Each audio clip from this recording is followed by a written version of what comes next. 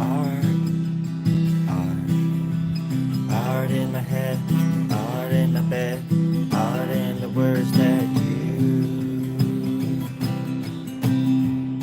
said.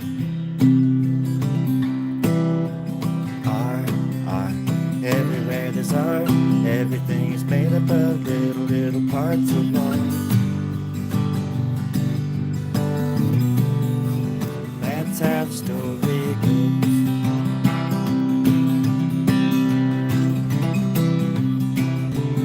Art in my coffee, art in my tea, art in the way God feels about you and me.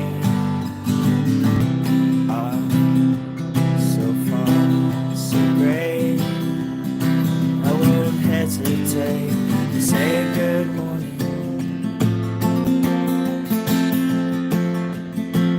To art.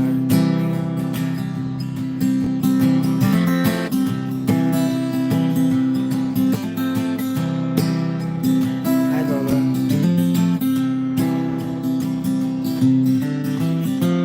Art in the evening, art the day after tomorrow, art when I'm happy, when I feel deep sorrow. It's not the one or two or three things you'd ever think about me.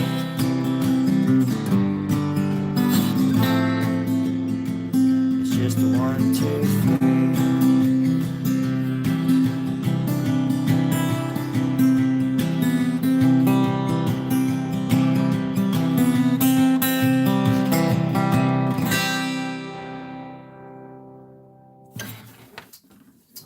Hey.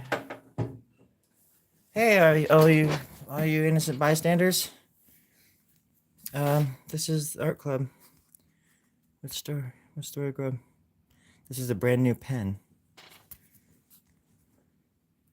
I just pulled it out of the wrapper. If you don't believe me, check this out. Boom. I would never lie to you. This is the internet.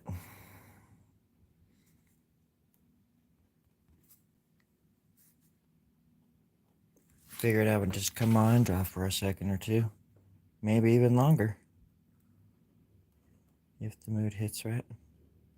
Just right.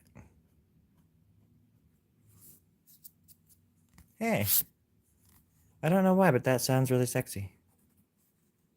I don't know why. It's true. It does. Are you texting that as you're walking in? You're like, I'm going in there right now, motherfucker. I think I've seen weirder things at Walmart, like courteous, patient people. When you run into those people, holy moly, it's like somebody from another planet. Jeez, the nerve. Well, you be careful. There's a lot of people that are trigger without the itchy trigger finger, because of the cryptid sightings that have been happening all across the country. Especially the Bigfoot ones. So make sure if you're in a furry suit, make sure and just wear yellow, and bright yellow clothing, and just that way nobody shoots you and think because you're maybe like a Bigfoot, and they wanna basically the trophy, get the money for the Yeti of the year kind of thing, which they have every year in Wisconsin, by the way, every March, April, and June in a row. Oh, no, well, yeah, what you wrote, really. Just the furry suit. The idea of somebody going into Walmart with a furry suit, that just kind of, I don't know, gets my knuckles in a bunch. And to be honest, I'm not even sure what a knuckle is. But I think it's gross. I'm sorry. It's Friday in Australia, so I'm just kind of out there a little bit. I'm always just a little bit different when it's Friday in Australia.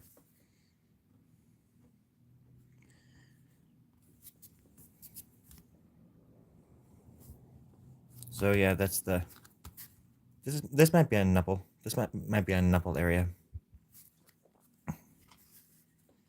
Or in France they call it a new play. Just everything over there just ends like that. Like, hey, do you have a sofa? You mean a souffle?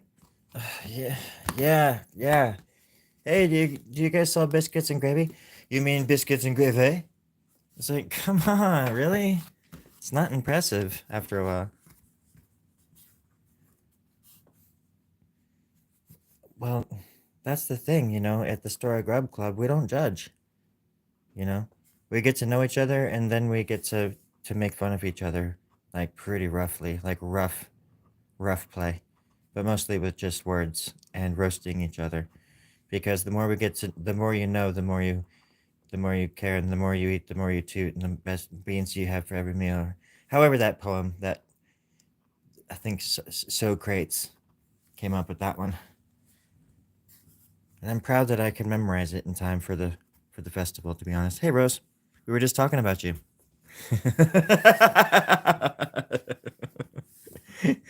Lola, you be careful.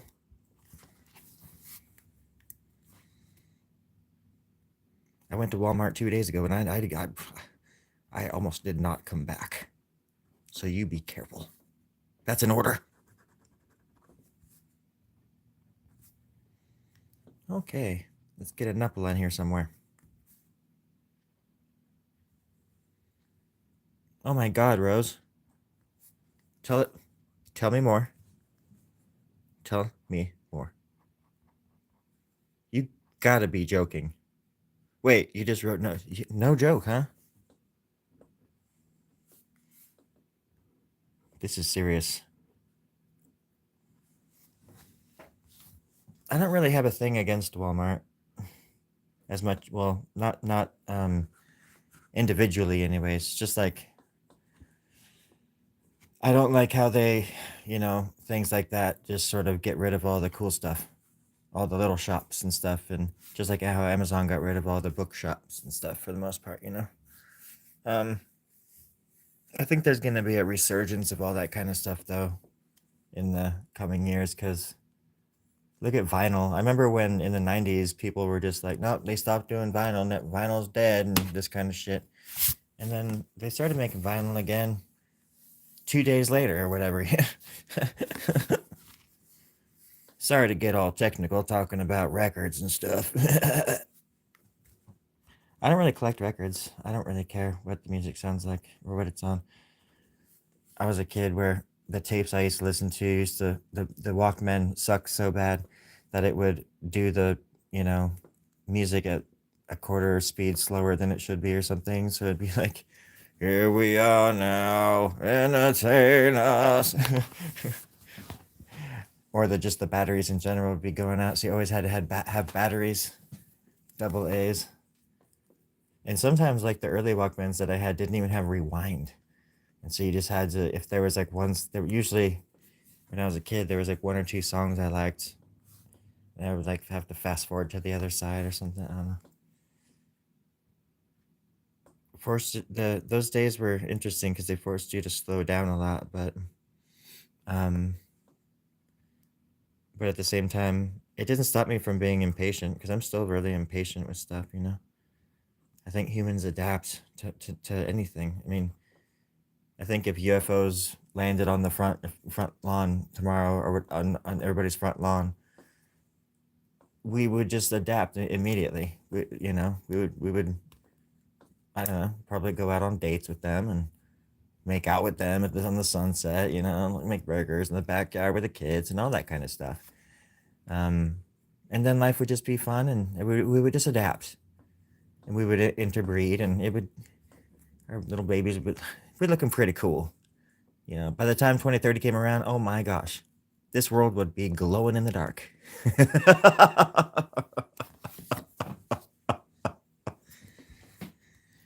What was that? What was that, Lola? Hey, Passer.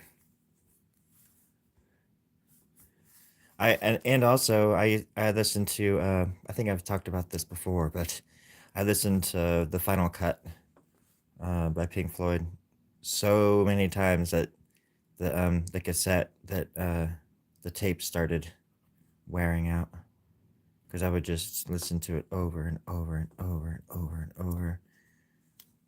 It's crazy. I listen to it now and I remember the kind of stuff that I was thinking about when I was that age, and like 13. What the hell was that noise? 13 or 14 or something back in 90. It would have been 93, I guess, when I was a freshman. It's crazy. But sometimes like Walkman and things like that, like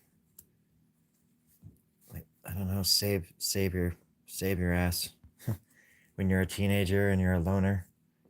I used to just ride my bike fucking everywhere by myself, and just like how I do now, I just go on these little mini road trips. I like exploring. Even if I don't get out, just to admire the scenery and look at the people.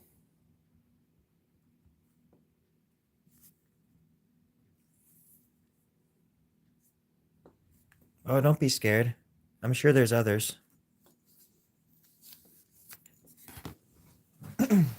Here. I'll encourage you.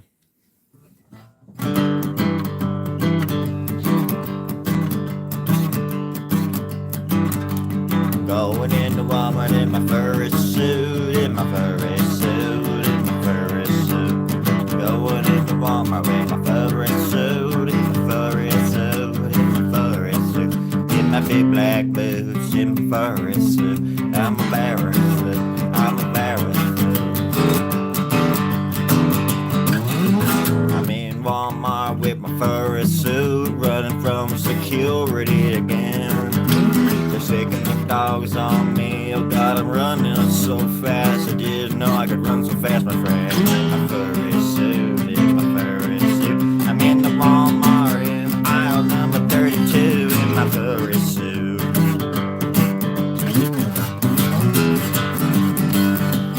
Don't come knocking, it's been rocking in the furry suit on aisle 32 at Walmart. Your local Walmart, that is.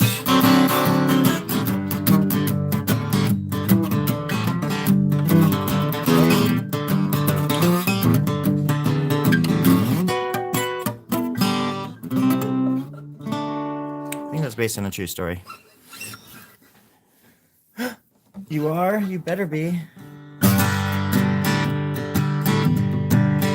Bye, bro. I don't know if I should say that in key. I think my voice tried, but it failed. Bye, bro. Bye, bro. Bye, bro. Bye, bro. Bye, bro. Bye, bro. Going to the Walmart in the furry suit. Bye, Rose. Bye, Rose.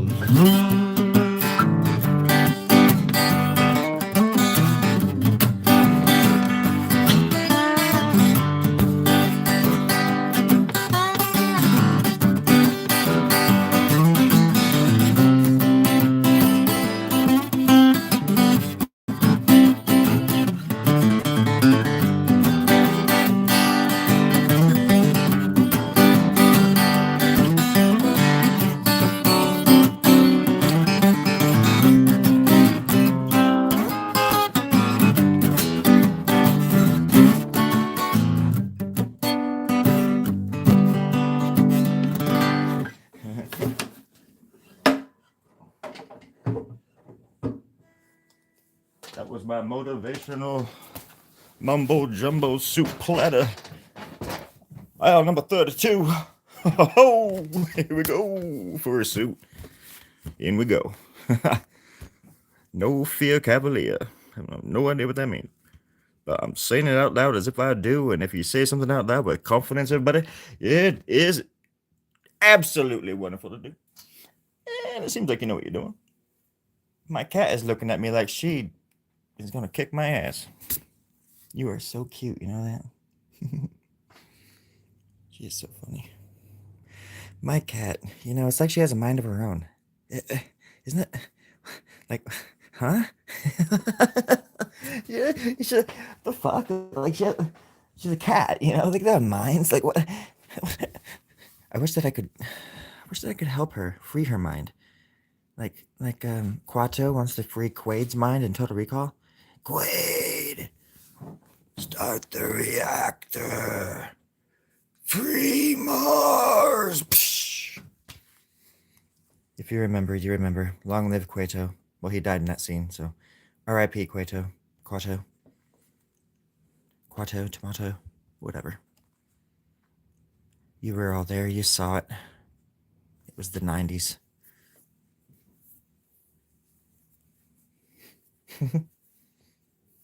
What are you riding? A horse?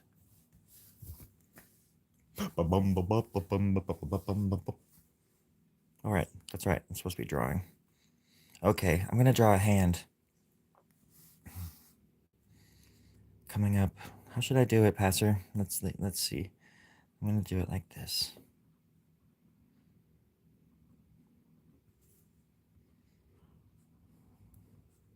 It's interesting after all these years of drawing. Being able to draw backwards is something that I still really enjoy doing.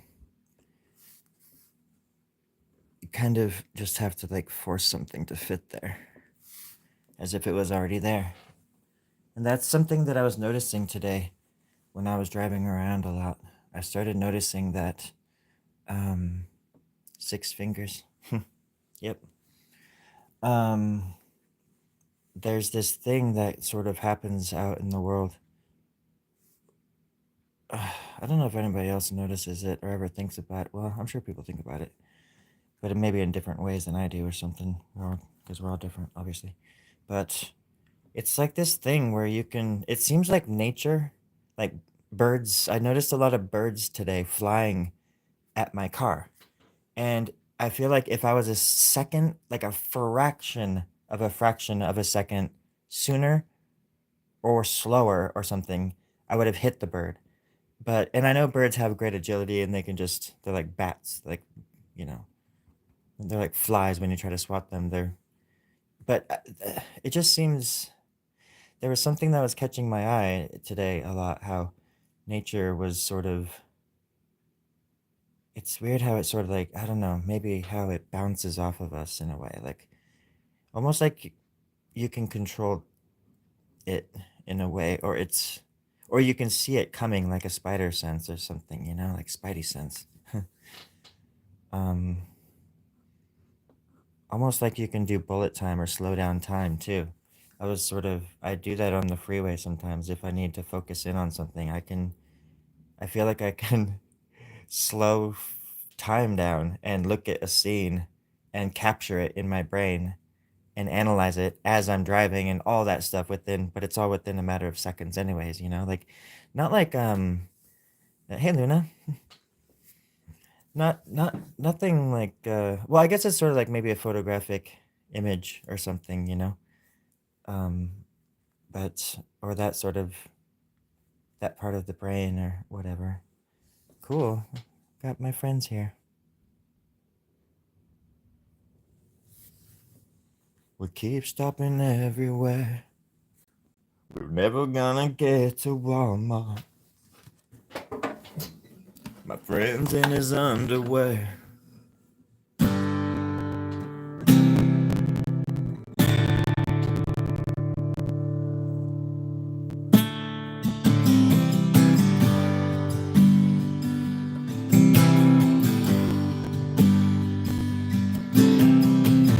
Never gonna go in Walmart. Never gonna get nowhere. This town is too big for you and me. Somewhere out on that great horizon, there's a big old shop for me. One that doesn't say Walmart outside. Those pearly gates,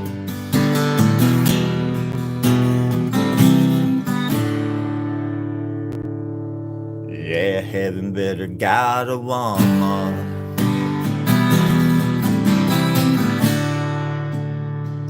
Cause I'm coming in.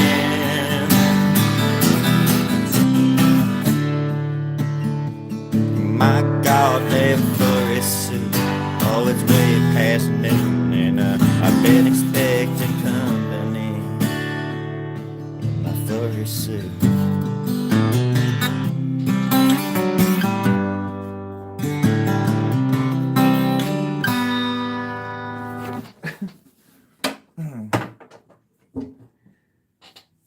That's kind of a also based on a true story from my experience the other night. As I was busking outside the Walmart, the local Walmart outside the local saloon, and I came across a bunch of cowboys, and they were not in a honky donkey kind of mood. Let's just say that.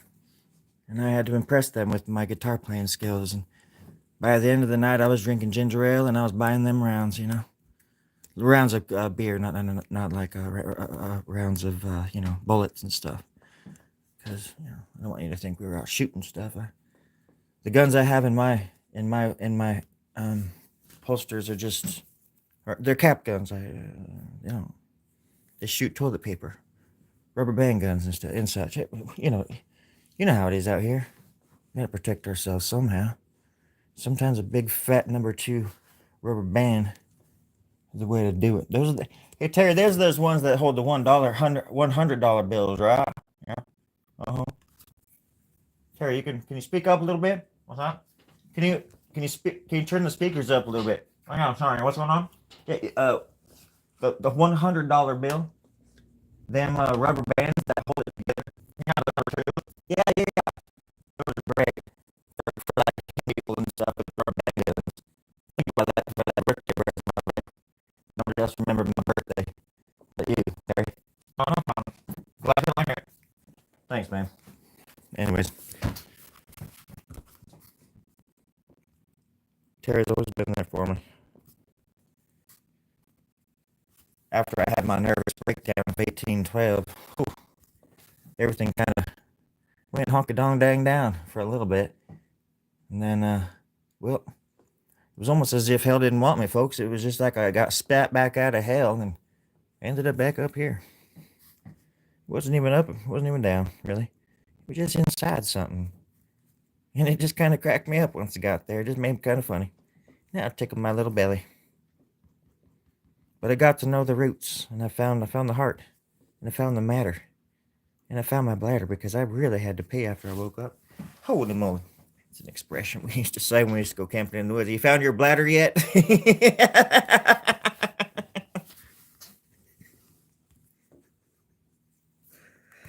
Well, that was the most embarrassing laugh I've ever shared, and I used to laugh like that as a kid. I've been training myself to never laugh like that ever since I was 8 years old, and here I go doing it, just on a cuff.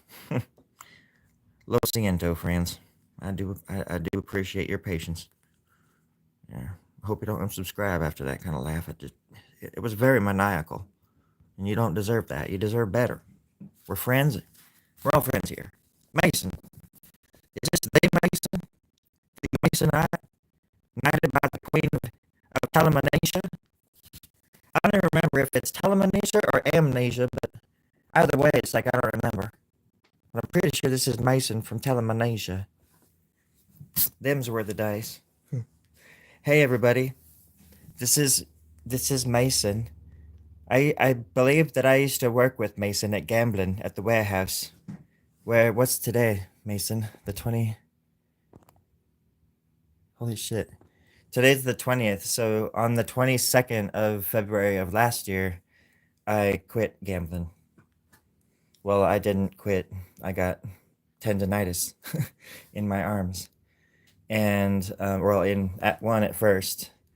And so one day I was going to like pull the plate off the top, and do all that. Because I took over doing the paints and stuff, and like your job basically, but on the other side, I didn't run the automatic machine. But I was learning how to do that. Actually, I did that a lot, but I was doing double time on the 150 machine on the other side and the automatic for a little bit. And it must have sped up the process in my shoulder because one day I got in there and I could not even move my arm and it was so painful. And I was out for a few weeks and I saw a doctor and I got on all this, I went to all these doctors and stuff. And then I decided that I just couldn't go back because it just kept getting worse. And then it spread to my other shoulder. And then, hey, B. Hey, guys. Hey, B. You're back. We're back.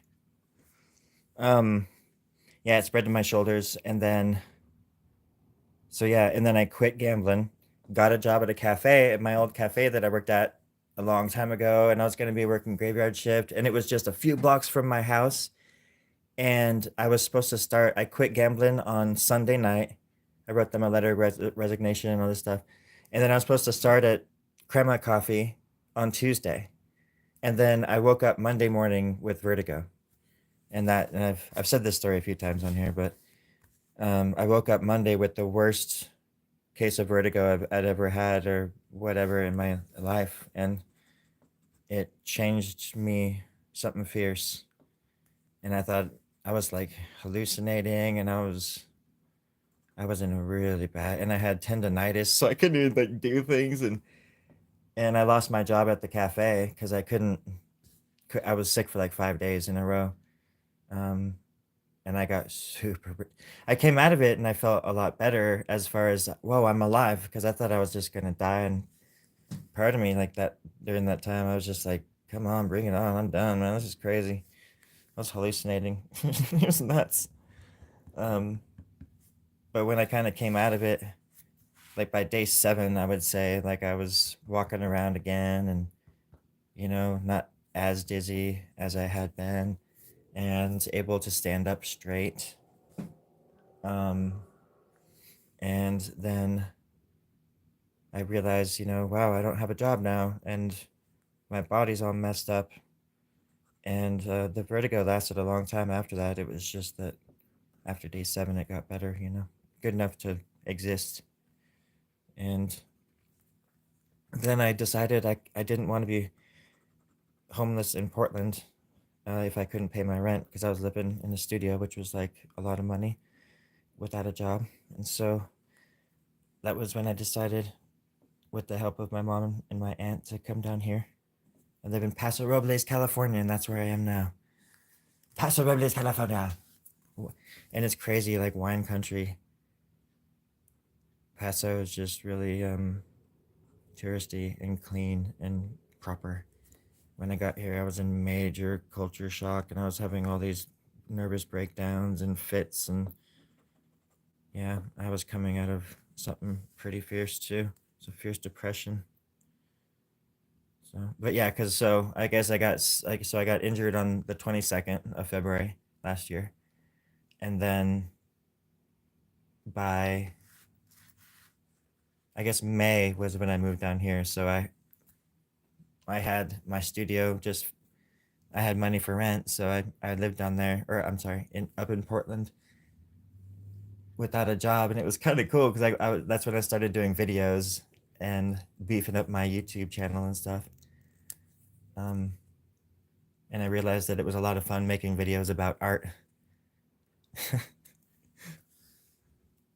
and just I don't know, been slowly chipping away at this, and now I live down here, have an awesome job at a pet store, a local pet chain, um, locally run by these two cool people, and I live right by. I get to. I saw the. I went to the ocean today. I go there as much as possible. Something else I thought too, because I was thinking how the ocean is the only place I can go really that arm wrestling the one armed bandits. Passer, the at gambling at the warehouse I worked at, there's these things called hoppers, and they're big, they're bold, and they're beautiful. No, they're just these big steel drums, and they're that's what they put the paint in. But when you stand up on it's like gravity sort of pump shoots it down. Well, air does too, but uh, they're these like big steel plates that you put into the hopper on top of the paint, um, and then you put the lid on over that, and then you hook up the air. So when you start the pump down below, and I'm there putting the tubes in, I'll have to find one of my old videos and post it, because it really was. There were parts of that job that my brain was perfect for. My brain is like I'm a perfectionist. You wouldn't probably believe it if you saw my bedroom, but I have like OCD when it comes to certain things, and at that job my brain worked perfectly, because at first I was the person who just caught the tubes, as they came off the belt, you know. And Mason was the guy that was, if I think if this is Mason, I'm sure it is, but from uh, from Portland. But he was the dude that when I first got there pumped the put the paint into the tubes and stuff, you know. And I'm the one that caught him. But hella cool dude. Anyways, he left, and then I moved up, and I sort of took another dude's position after this other dude left, um, and got out of packaging and got into that role.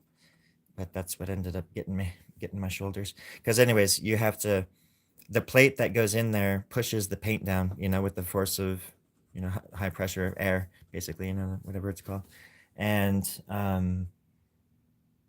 there's a crowbar that you have to use to pull that plate off. And I was, for some reason, I just got stuck doing the 150 machine, which was, I think, used a lot more. The one, not the automatic. What we had to, no, I guess the automatic one was mostly one or uh, not 150s, but 37s, the smaller tubes. So there was one machine on the other side that was sort of designated as the 150 machine, which is the big tubes. And I just got in the habit of being in charge of that machine. And there was one other person that ran the 37s, and we would share every once in a while. And then this dude Jonah would work on the other side where Mason used to work and do the automatic machine. And we'd all sort of swap every once in a while too, but mainly it was just that. And I didn't realize it, but after a while, I was like, oh yeah, I guess I do a lot more 150s. I was up there a lot more pulling the plate off than, say, the person on the 37s or something like that. Because the 150s, you do just more of them and you can do them faster. Yeah, because they're bigger tubes. So the paint leaves the hopper faster. Probably just gibberish. It just sounds like gibberish, but but it was just a really cool, interesting job. There's some, and like everybody there was an artist or a musician. And it was perfect for me because I would still, even back then, I would get up at like 2 or 3 in the morning, especially when I lived by myself. I would get up hella early and just start my day and paint or draw, whatever, and and then catch the bus, go to work at like 6:30 in the morning, because I would be awake for like 3 or 4 hours before I even went to work, which is funny because sometimes you get there and everybody else is a zombie, and I'm just like, yay, hey everybody, how's it going? I've been up for hours. And that's my cat Abigail. She was a Portland kitty, so she's a different breed. And I guess the culture shock thing I had down here was just that it was just so freaking clean, and oh my god, there's no graffiti. I was just so used to Portland. I lived right in the heart of everything up there, and it. I mean, there was graffiti like on my power box. There was graffiti on the speed limit sign right outside my door, and on the shrubs across the street. People would spray paint on the bushes. It's so funny. You just get used to it. Down here, there's just no graffiti.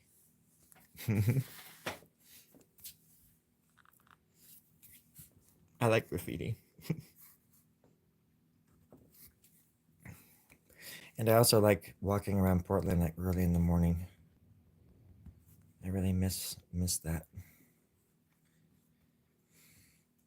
Even if it was going to work,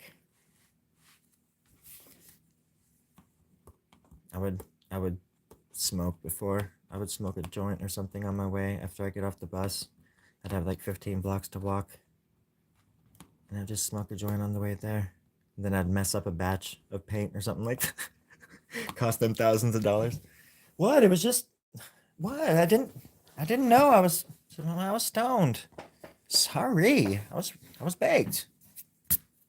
Can I go now?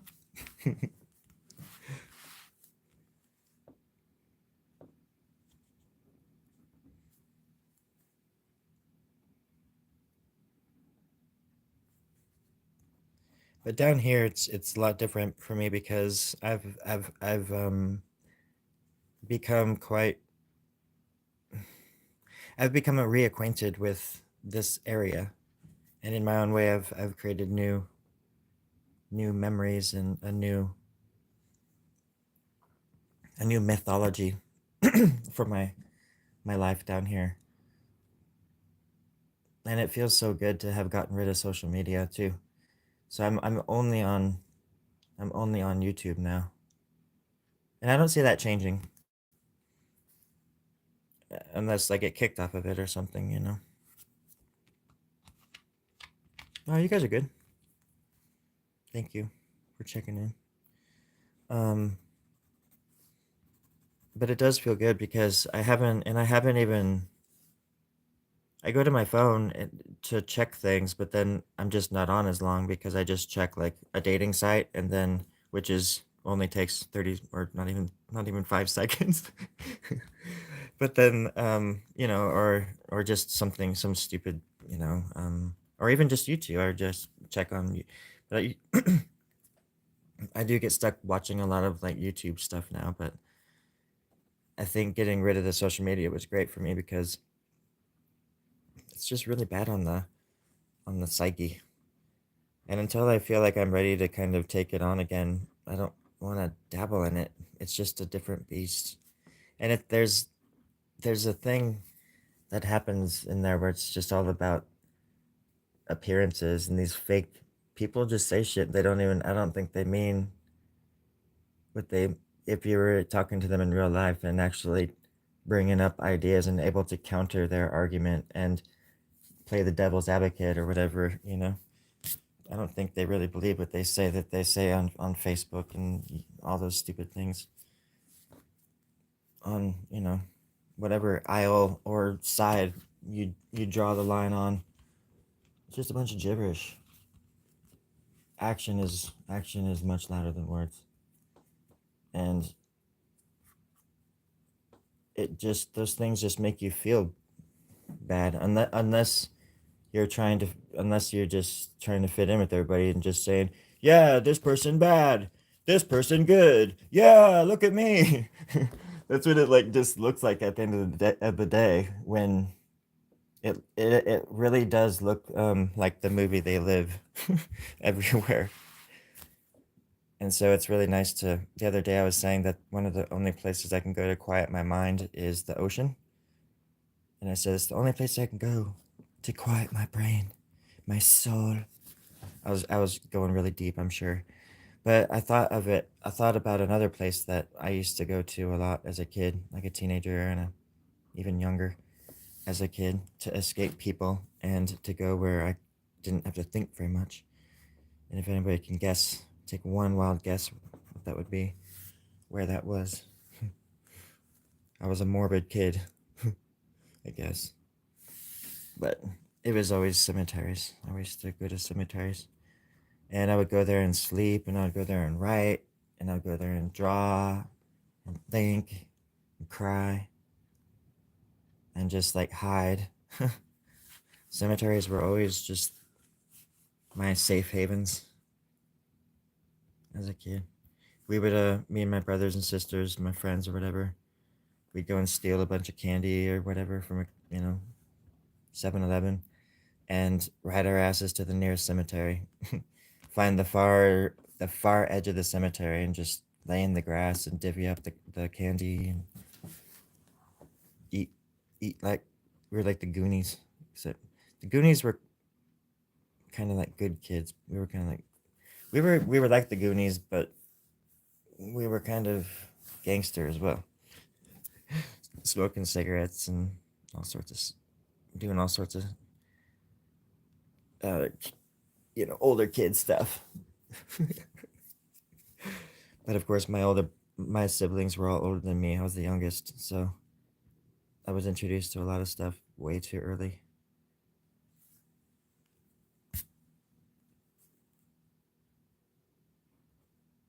Stuff that ended up fucking us all up a little bit. But anyways, I'm not saying or advocating for anybody else getting off of social media. It's just, I also think it's a way, it's if you can handle it, and if you can if you're doing it your own way and not being controlled by it, then by all means. But it was this thing that there were these mind games that I was doing when I was on there, and I was allowing it to manipulate me. And I don't like that feeling of not being in control. And I like being out of control, but in the right way, you know. It's hard to explain.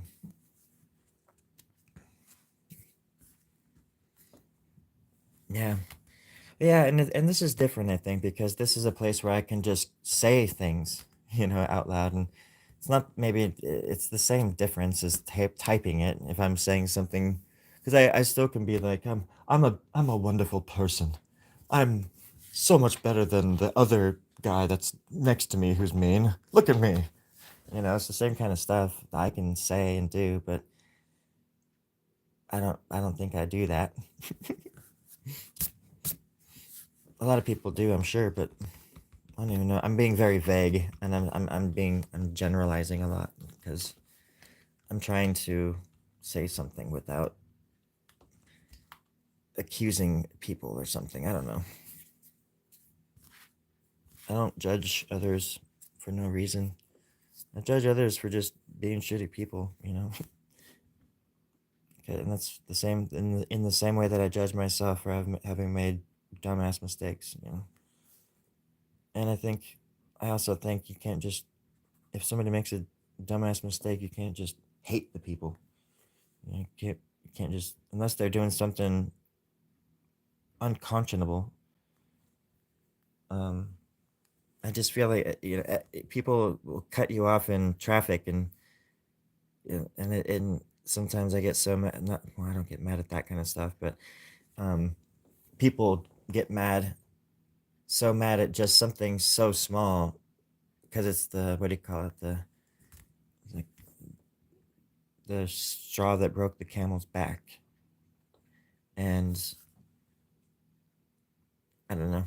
I guess we take out our anger on the wrong people or on the wrong things. I, for one, for a while, used to just be kind of clumsy, and apparently, and I would just knock things over and make all these I'll be trying to clean something and then make a bigger mess, and I would just get so mad at the objects, like the easel, for example, that I broke.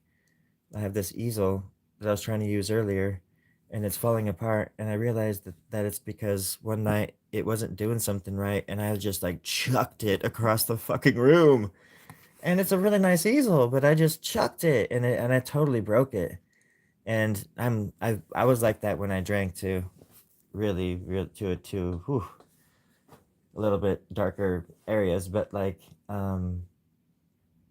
I had to learn quickly that Mr. Hyde. I had to wake up the next day and be like, well, okay, I guess I don't have a fan anymore. Because the night before, there's a fan in my room, and I would just like punch through it as it was on high. I just like came home drunk and punched through a fan that was going. And I just punched my arm all the way through it. And then the next day, I just see what I did and look at my hands, and they're all just fucked up and stuff. I'm like, oh, okay, that happened, I guess. It's little things like that where I shouldn't be drinking. But Dr. Jekyll loved it. He was addicted to it. And it was fun being mean for a change.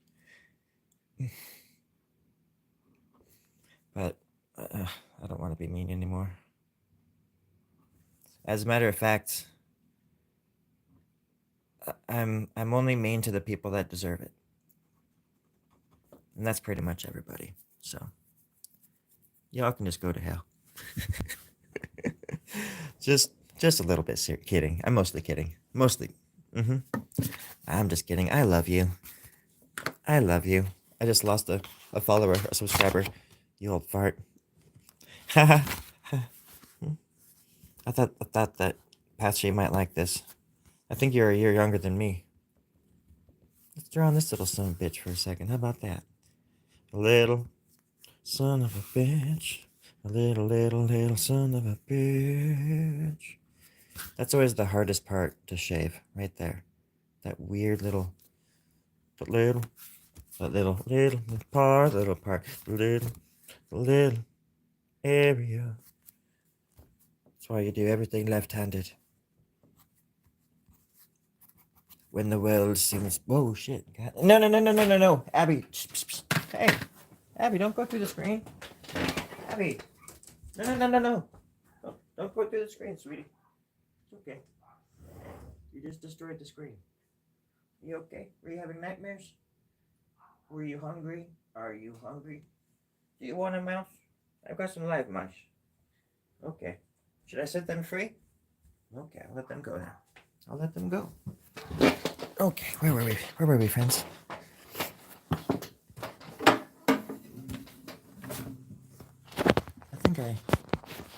I think I remember now. 3 blind mice in the oven talking to me about nothing. 3 hungry blind mice in the oven. What's going on, mama? Who the hell are these little mice?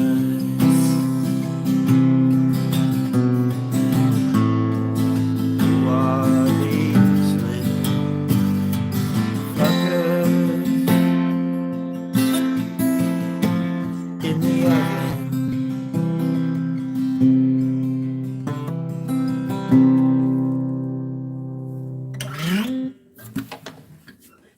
That's pretty close to what I was aiming for the first time.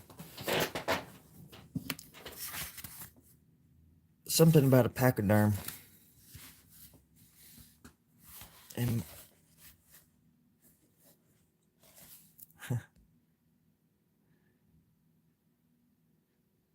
yeah. Sorry, I'm reading your comments. Oh, that's right. Okay. I was born in 79. I was born in November 1979.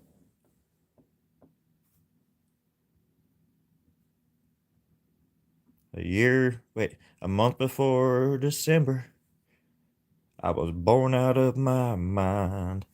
I was loco way. Right off the bat, like a shit off the stick. A crazy little motherfucking cowboy kid. No shit. No. Oh, okay. All right. 83. Wow.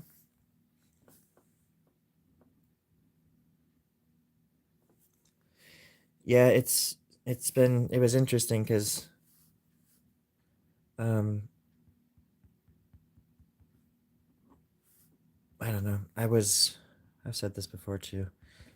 Oh shit. Fucking God dang. Sorry folks. Holy cow. Oh my gosh. That was really lame. I'm so not used to doing this in the dark. I'm doing this under my covers in my bed because I heard something outside. Now I'm like scared and I'm under the covers with a flashlight doing this, and I do apologize. Did you hear that? What was that?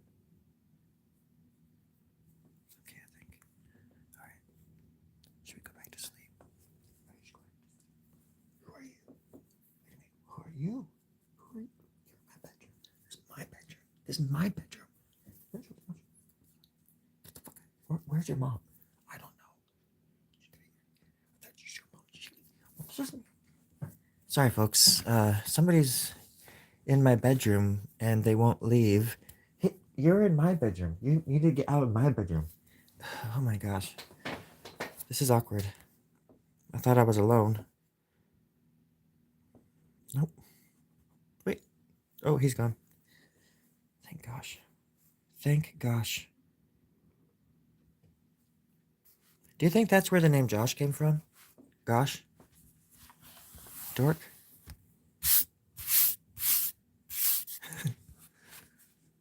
Oh man, my 30s.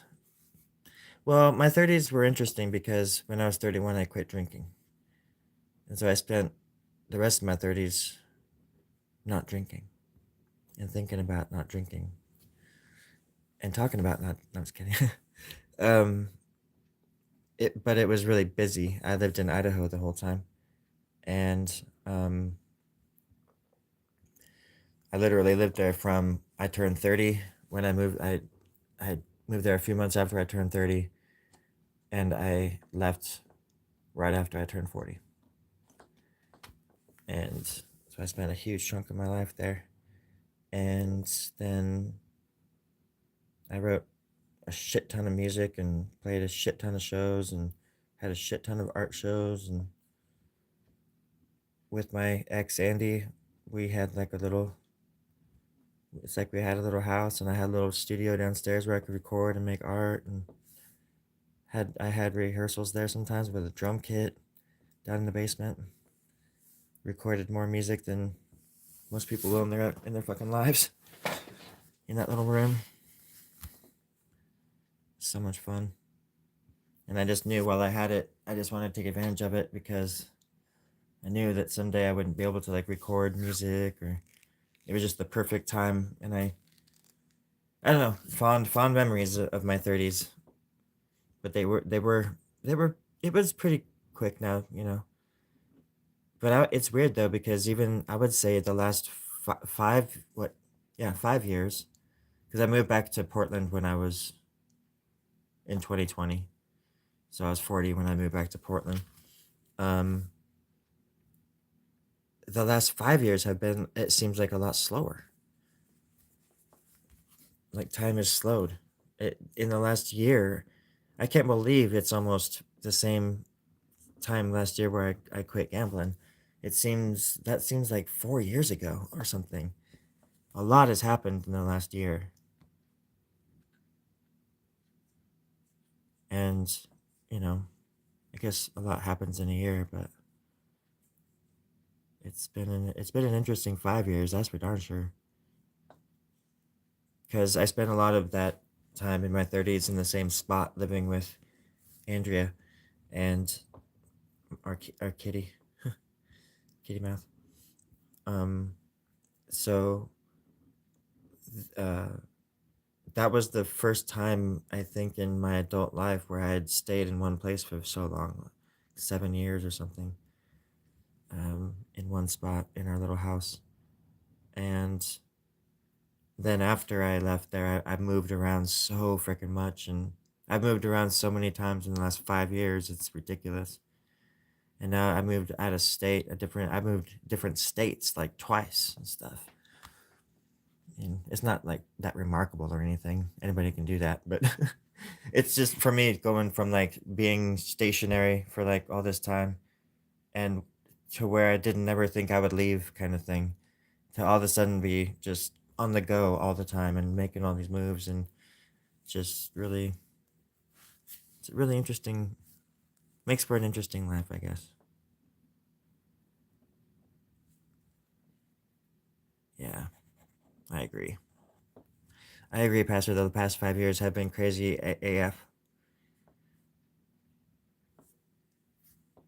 And I think it's one of those things too where just, I don't know, it does no good to fight it, you know?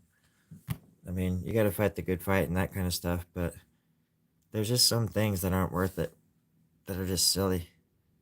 Take the high road, even though it feels like the wrong road sometimes to take the high road. At the end of the day, be like, yeah, I'm glad I did that.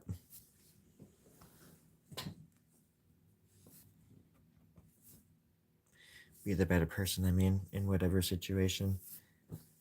There's so many people out there that just don't want to help, and just that are astonished when people are polite to them. People come into the pet stores that I work at, and I just show them like good customer service.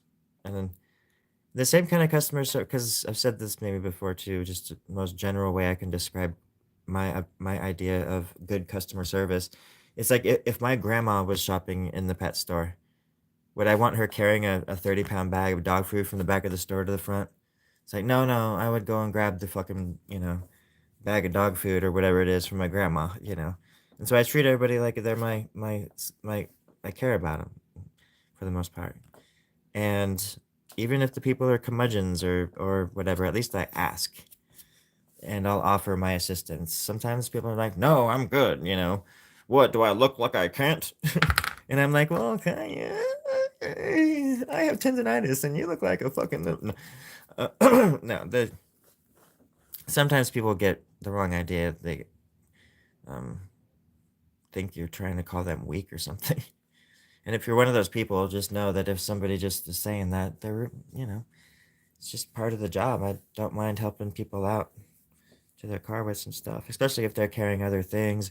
'Cause sometimes people are like, "I'll be back for this," and I'm like, "I'll just follow you out with it," because they have other things. So.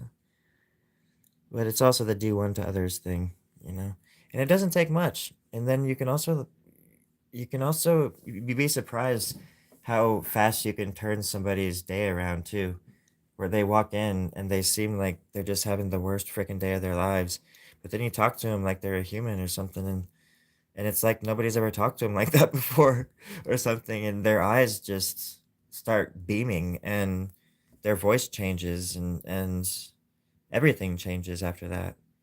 Um, Sometimes that happens, and like the people end up staying in there and just talking for like an hour, and nobody comes in. Like sometimes it's just slow for those long periods of time, and this person just happens to enjoy the company and just talks about their dog or their pet, or nutrition. And because I know a lot about nutrition, and I think that throws people off too, where they assume the person behind the counter doesn't know shit about the product, and I know a lot about the product and how it relates to the animals for the most part.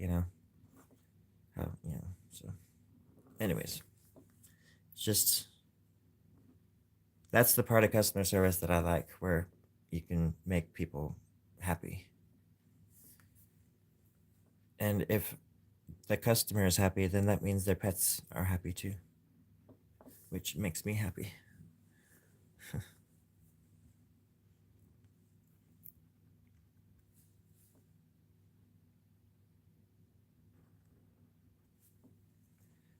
Speaking of happy, I think there's a chub in here somewhere. I don't know what's going on. A little chub, a rub a dub dub, and a little big chub. I've got a little big chub with the rub a dub dub.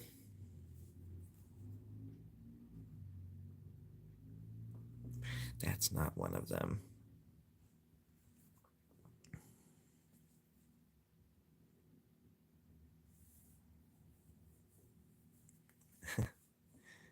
Thanks, Pastor. Load out. Oh, Lord, stuck in a load out. Yeah. I've been listening to a lot of Credence. I listen to a lot of different music at work. I put on albums and mixes and things because I have control of the music. That's the one of the best things ever too. If you're gonna work there by yourself, and might as well put on.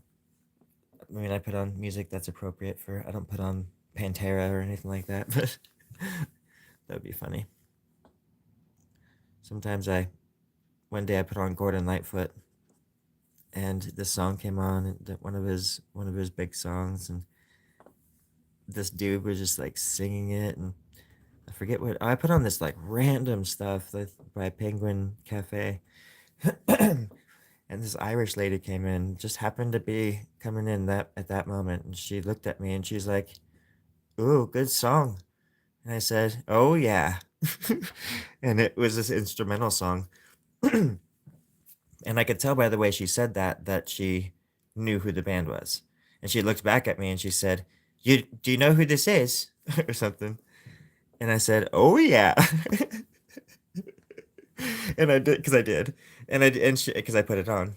And she didn't even ask me who it was. She just said, I just I said that they're like wonderful. I've been listening to them when I drive, and um, their their Penguin Cafe is just a really amazing band to listen. I don't know, it's great music, and they're really unique. And so we just started talking about them, and she was one of those people where she came in and she left just in a buzzing mood. It's so funny to see people do that.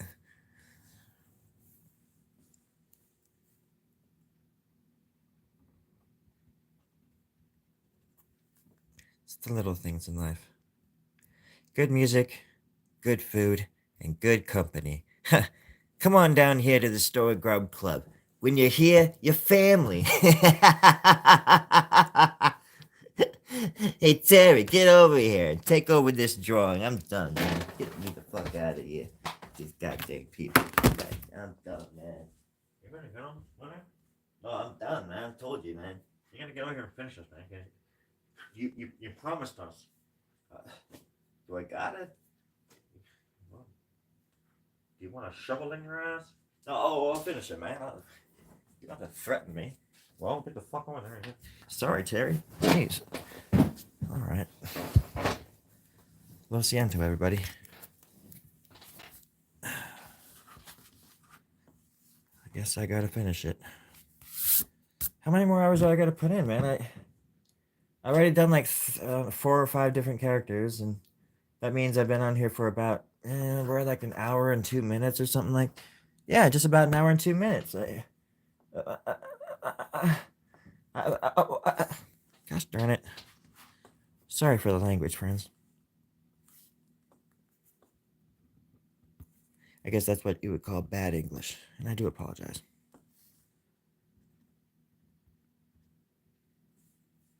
So I was thinking about just going live when I'm broadcasting from Antarctica. So I wanted to get my fans and my moon base family people there's opinions on that. Like, should I just go live when I'm living and broadcasting from Antarctica, which is basically 7 days a week, but it's only twice a year? I just don't know what to do. I think the seagulls and the polar bears are enough sustenance for me to survive out here, but I just don't know if I can afford the Wi-Fi, to be honest. I'm just a little bit nervous. I just don't know what to do anymore. So I just figured I would take some figure drawing classes to make up for my anxiety and to offshoot the departure of my soul and my spirit. How they once were splintered in two. Well, now three is the lucky number, friends. Does anybody know where I can get some chocolate milk? Oh, jeez, don't get me started. Don't get me started on the moon cheese. Dude, after I smoke mooniwana, I get the moon cheese. I get it. I get the moon cheese.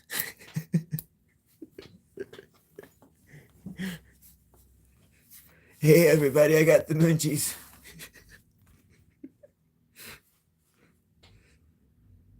Like I said, dude, bros, it's like totally at the little things in life, right? Right?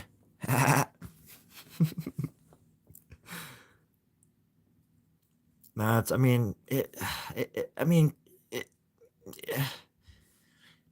Oh man, that's right. I have all this video of I went out and I worked with Rosie and Barbara in Los Osos the other day. Yesterday, geez, and I worked with them like for a long time out in the garage, and I did all these. I learned how to etch, and I went through the whole process with them and everything, and I filmed a lot of it, and I'm gonna cut together like a little clip.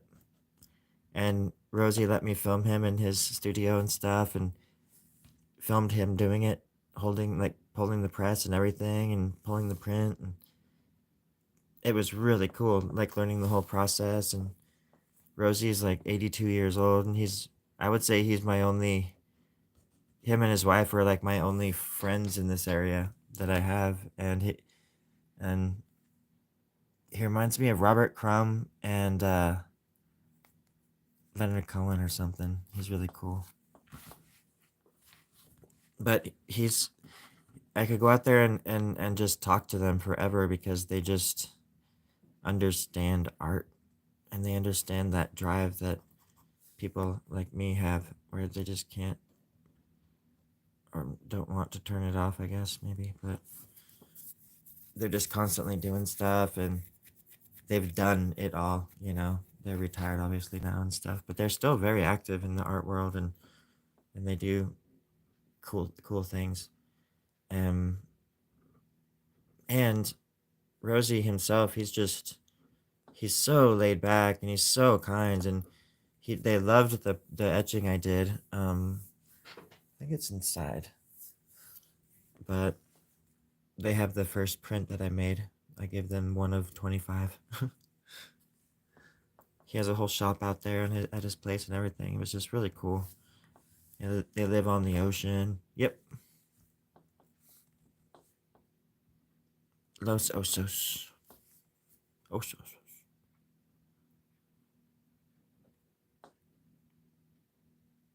And so that's the thing with them.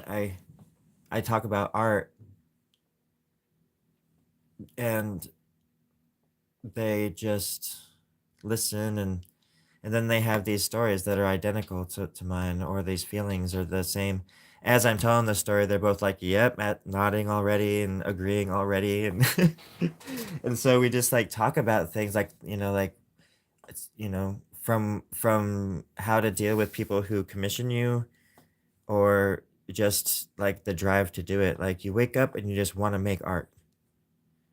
And it's the first thing I want to do in the morning and it's the last thing I want to do at night. And if I didn't have a day job right now, I would be making, I think, a lot more videos and a lot more. I'd be doing different things, but I work like a pretty much a full-time job now, and um, it's exhausting, and I think it takes away from my creative output when it comes to certain things. But I think also the commissions that I got slowed me down. Like the mural has been exhausting, and it's been physically demanding. My arms have been hurting a lot. My body's been. I'm getting older, so I'm not a spring fried chicken sandwich. You know, I'm more of like a tuna melt. You know, I just gotta. I'm not trying to complain either. These are all first world problems. Just it's called the Storie Grubb Club, so just figured I would share my shit. Just want to share my shit. But nothing sounds better than going inside and just chilling and watching a movie or something. And before, a few months ago, that would have sounded crazy to me. Because usually I feel guilty for wanting to watch a movie or play a video game or something. As I'm doing it, I'm like, I should be making art! I should be making art! Taking a dump in the bathroom. Gotta be making art! Should never do that. Straining on the toilet will never get you anywhere. It'll just get you a quick trip to the ER, friends. Quick trip to the ER! Quick trip to the ER! But it'll keep your mind fresh and active and quick-witted. Or a nit-witted, maybe. Rosie and Barbara. I think I can show you this without this being copywritten. I can show you something they made. Maybe it is. Maybe it is copywritten. I don't know. But I know them, and I don't think that they would care. They made this. Him and his wife. I think she wrote it, and he did the etchings for it. These are etchings. It's really cool. I won't show the whole thing, but they've done all sorts of stuff, and he was big in like the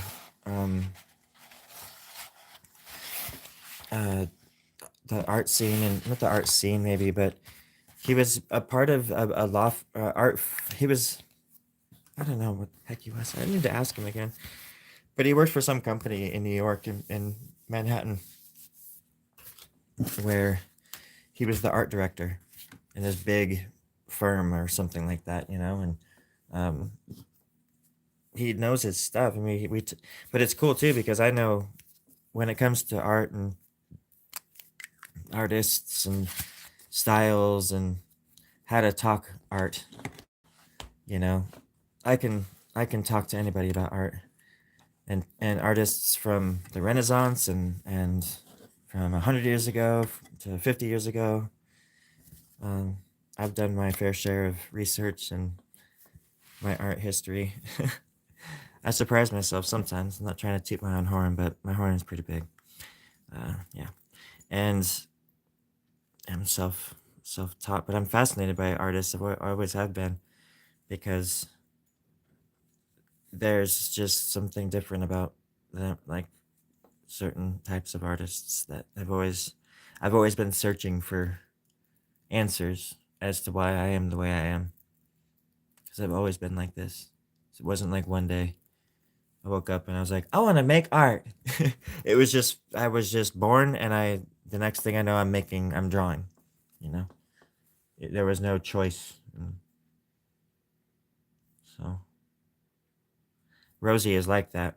Barbara's prolific as hell too, but Rosie's more of a illustrator, and his work is a bit more provocative at times. Uh, he pushes he pushes boundaries a lot with his work within the genre that it's embracing, anyways. And you wouldn't. I mean, he's all over the place, but there's certain types of work that has like they were telling me stories about how he would go to these Renaissance fairs in these like conservative areas and of the state, and he would go in there with his art, and then be very R rated or something like that, and people were complaining about his art and calling it like demonic and stuff, and I'm like, whoa, that's cool. And this was back in like the 70s or 80s or something like that, so he's been what the heck.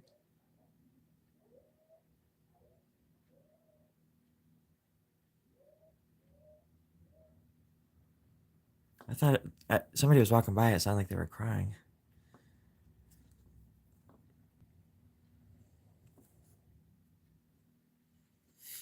But yeah, I gave Barbara a bunch of oil paint.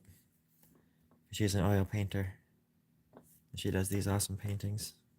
They have these little studios that are right next to each other that they work out of and stuff out on their property. They're really nice people too, and that's the thing I think I was gonna say about Rosie is that is he's super patient, very very kind, and very complimentary. Very just tell. I mean, I think what I did was okay, but he was like he was telling me how great it was, and just he's very like a father figure that or just a teacher would be, a mentor, how they would encourage you, as opposed to somebody who's like full of themselves or thinks they know it all. He's always saying like, this is just my opinion, you know. Other people do it their way. This is my opinion. And that's how when I'm teaching somebody, even if it's just how to talk to people about dog food, or if I'm teaching them how to play one of my songs or something like that. It's like, this is my opinion. Take it what you will, make it your own, or whatever, this and that. Um, so I mesh with Rosie very well, and he's an illustrator, and I think one of these days I would like to sit down with him and talk about art and film it, and maybe like release it as like a podcast of some kind or something. Kids are walking by again. What are they doing? I'm gonna throw some fireworks out there at them. I don't even give a shit anymore. When I hear kids, I just want to light fireworks off and throw it at them. I don't even care. Mostly just you know sparklers and things like that. Light them and throw them. Can't throw them very far, but still, it's a thought that counts. It's got to be 4th of July somewhere. Or knives. I have knives. So, anyways, don't do that at home, children. Don't throw knives at home. Just throw them at the barn or something like that. But don't throw them at your home.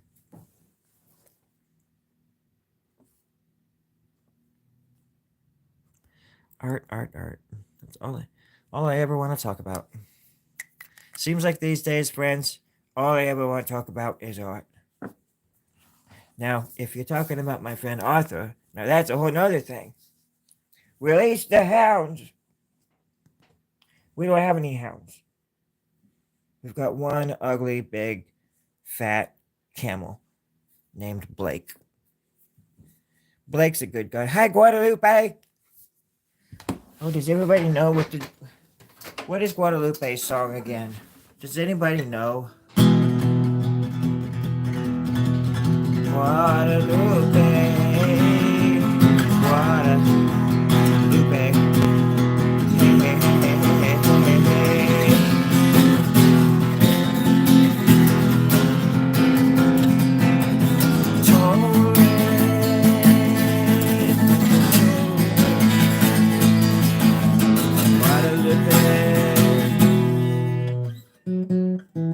Guadalupe, where are you from? That was probably racially insensitive of me. Culturally insensitive. Inept of me. It could have been like,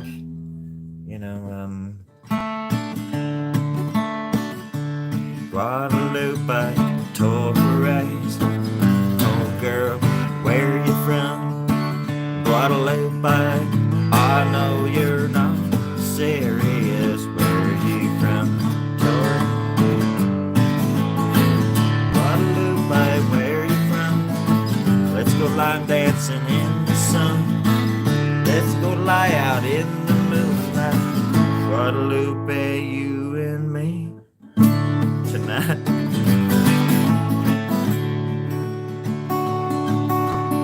Better quit while I'm not in bed. Gonna fuck up this song again. Guadalupe, let's go dancing in the moonlight. Dancing in the fire of hell, underneath that Satan spell. Guadalupe, let's go dancing in the sun.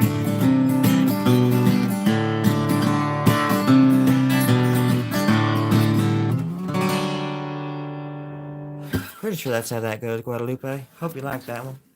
Hi, good evening, Z. How are you doing out there? Yeah, it's a pretty good evening out here, too. This good night, Passer. Passer, you going away? What's going on? Good night. Oh, okay, good. Oh, you're leaving, Luna. Have a good night, Luna. I need to get off and go to bed, too. But after this, I'm just going to sing you guys just one more little moon song. Just while I have your ear. It goes a little something like this.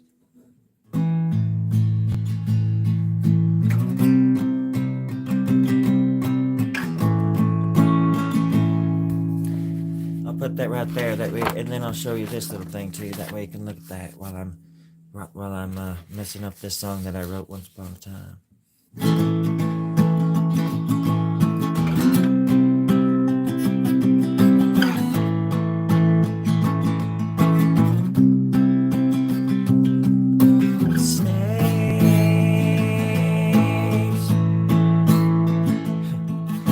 Play that a lot faster. I think it goes yeah.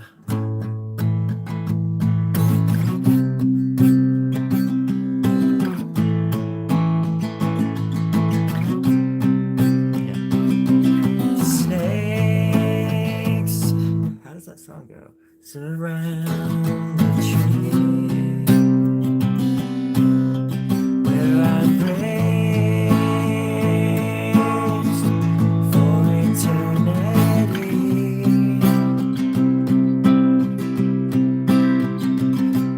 Falling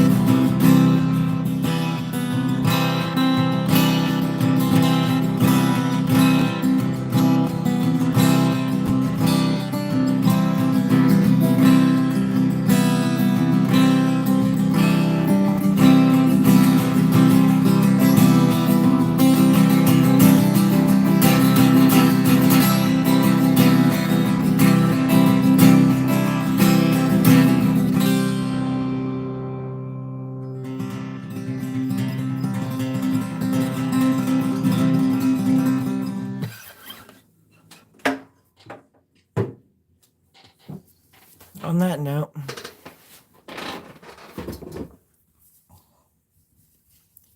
you all take care of yourselves. And I'm gonna try to cut together a little 1 minute or so. I think I got the entire process of learning how to etch yesterday.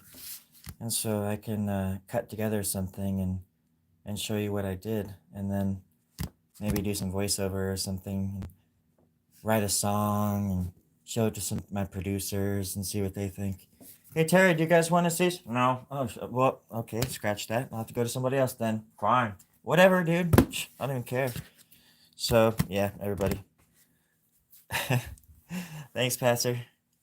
You guys be nice out there. You be safe. Watch out for the underdogs and the meek. You know, they need the most help, as usual. There's just more of them now. So yeah, treat people with respect and love. And if you got to, slap them upside the head, but still, lead with kindness, and then pull out the bat if you need to. Anywho, you be good now. Love y'all. Take care. You go inside, sweetie?